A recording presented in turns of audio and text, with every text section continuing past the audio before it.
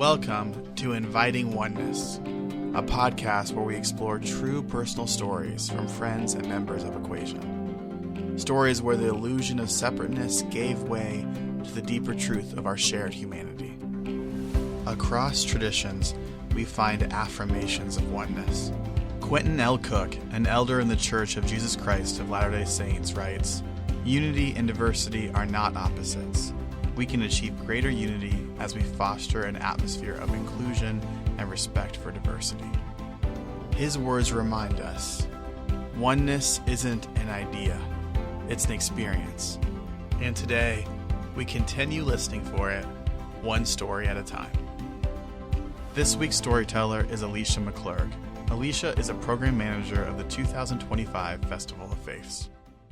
I experience feeling of oneness when I play in musical groups. I've been playing the piano since I was 6 years old. I started playing the organ in church when I was 14 just because there was nobody else who could play, and so I was kind of forced to play the organ. I don't necessarily consider myself an organist because I haven't had real training on it, but I do fine for church. I started playing clarinet when I was 10, and then as I got older and wanted to play in community theater, if you play a reed instrument, you're also expected to play other reed instruments because that's how the books are compiled. So I took up the saxophone first and then started playing the flute.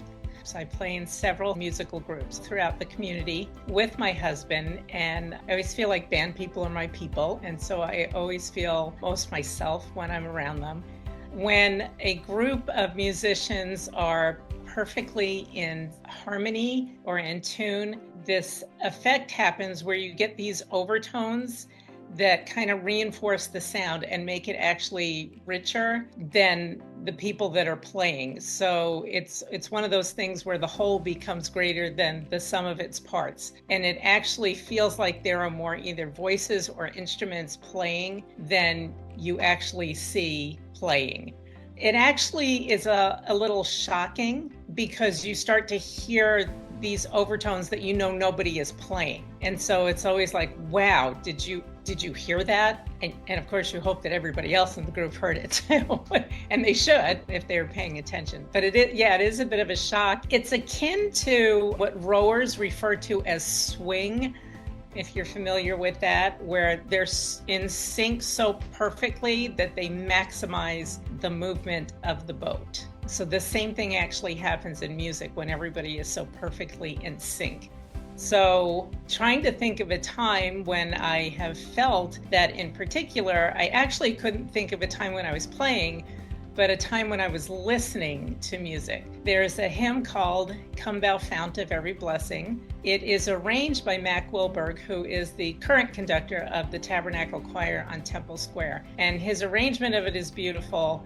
It's a beautiful hymn. He has a key change in the hymn that gets to a certain spot. I know it's coming.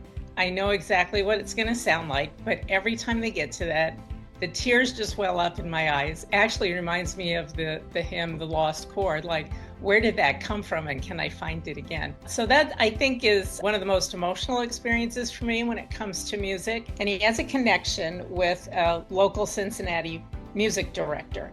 So he came several years ago and conducted the choir fusion, and they sang "Come Thou Fount of Every Blessing." And because I've heard the song so many times, I knew it was coming and I prepared myself. And as soon as they got to that chord change, the tears started to flow. And I actually got to talk to Mac afterwards, and I told him the effect that chord has on me. He seemed very pleased to know that his aim in trying to affect people emotionally through his music was actually reached.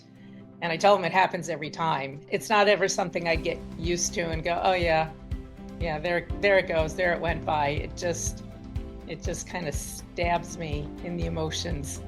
He just has a certain special touch with arranging music. For me, I feel like music is one of the gifts that God has given us here on this earth, and I think it's one of the most powerful gifts because music affects everybody all the time, whether they know it or not. It affects your emotions. You know, you think of a movie.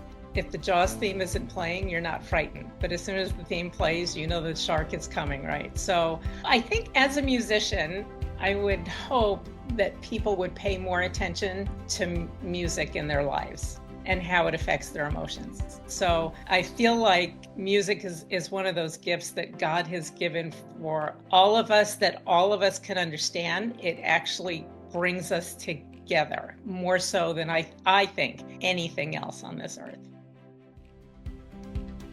Thanks for joining us on Inviting Oneness, where we share real stories of connection that dissolve the illusion of separation and reveal our common humanity.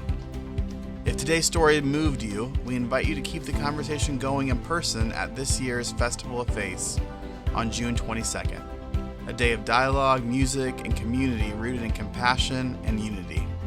To learn more about the festival, our work at Equation, or to share your own story of oneness, visit us at equation.org. Until next time, may we keep inviting oneness within ourselves and with one another.